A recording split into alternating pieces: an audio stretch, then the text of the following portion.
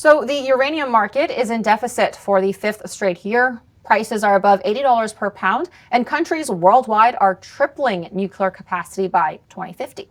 CanAlaska Uranium is drilling an ultra-high-grade discovery in Saskatchewan's Athabasca Basin. This is the same region as Cameco's MacArthur River, which is the world's richest uranium mine. The company just extended its key area called the Pike Zone to 500 meters, and they've got $15 million ready for 2026. Joining us now is VP of Exploration Nathan Bridge to walk us through latest drill results that have been released. So Nathan, like I've said, let's start with your results from the summer program. There's been an extension of a footprint, 500-meter strike length of the Pike Zone. What have you found so far in those step-outs? Yeah, absolutely. Well, thanks for having me today, Rachel. It's great to join you and to chat about West MacArthur. West MacArthur and the Pike Zone, that's a pretty important project. In fact, the most important project in CanAlaska's portfolio right now. We've been pretty aggressively advancing it for the last few years and just came off the results here from our summer drill program. And when we designed the 2025 drill program, we had two key goals. The first was the winter. It was focused on getting some dimensionality around the Pike Zone, understanding some of those extreme high grades that you mentioned there. But the summer program was a really important piece of that. And that was about trying to step out and trying to evaluate the system now and look for that next pod of mineralization in the Pike Zone and the system. And I'm really happy to report the results from that summer program. As you mentioned, we stepped out about 250 meters over the course of the summer program. We've now extended that mineralized system over that 250 meters. And we're seeing all the right indicators. And that's the important piece coming out of the drill program is we're seeing the alteration that's associated with that high-grade uranium. We're seeing the structure that's along that trend that's telling us that things are looking better. And importantly, we're seeing that mineralization as we move out to the west there. And really, the last few holes of the drill program, I think, were some of the most important for us because what it really showed us is that the Pike Zone system out to the west there seems to be improving. And that's really important in these unconformity type deposits. They're relatively small targets, but they're extremely high grade. So as you move through these systems, what you're looking for is all the right indicators that you're close to another one of those high grade pods. And I think, as a company, when we see the results from the summer program, we're very encouraged with that because we think we're getting close to another one of these pods as we move out to the west within that system. And this program has more assays to release, is that correct? Yeah, so we release what's called equivalent U308. So it comes out with our release with a little E in front of the U. That's all calibrated from downhole gamma probes. And we've got a history of doing this. We've done it through all the other intersections in the Pike Zone.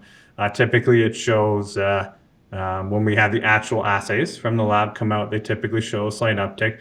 But the EU308 gives us a pretty reasonable estimate of the uranium that we're seeing in the system.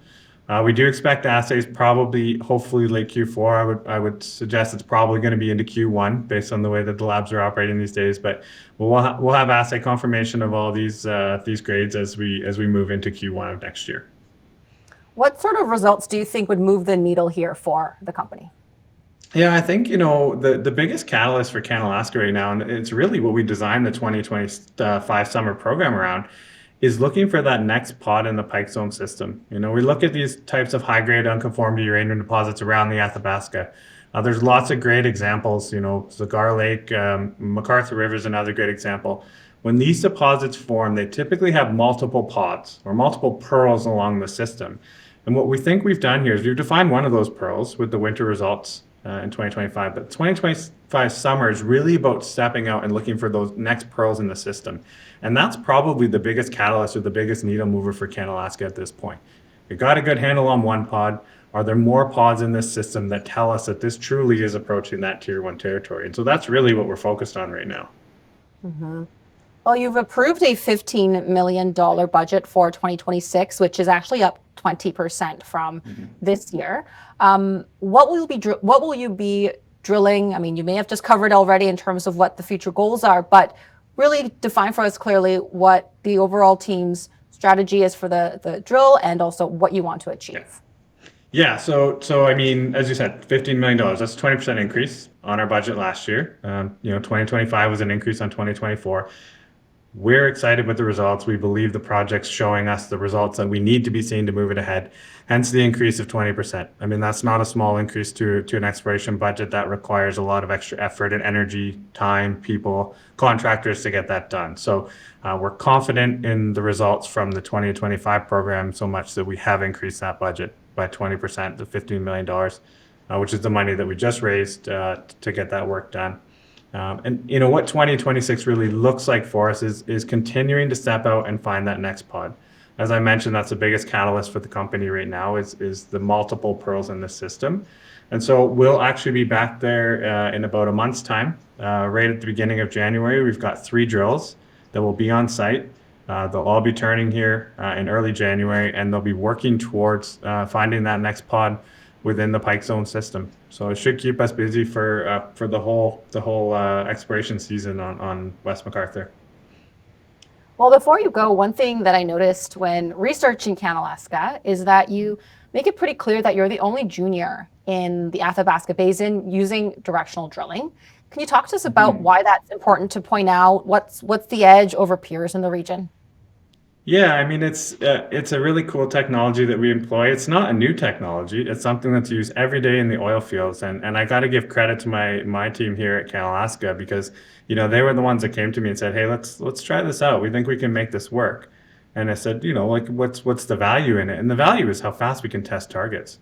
We've drilled the Pike Zone Pod 1 here that we've defined here, coming off the winter program. We drilled that off with 65 holes, and most of those holes occurred from just a few drill pads.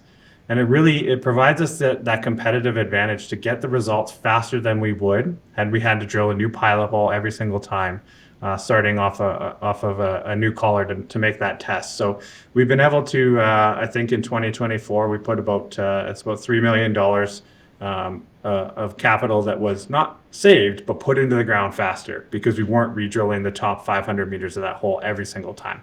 So with the depth we're working at, it works to our advantage, and the technical team does it all in-house. And importantly too, from an environmental footprint, our environmental footprint to drill this deposit off is extremely small.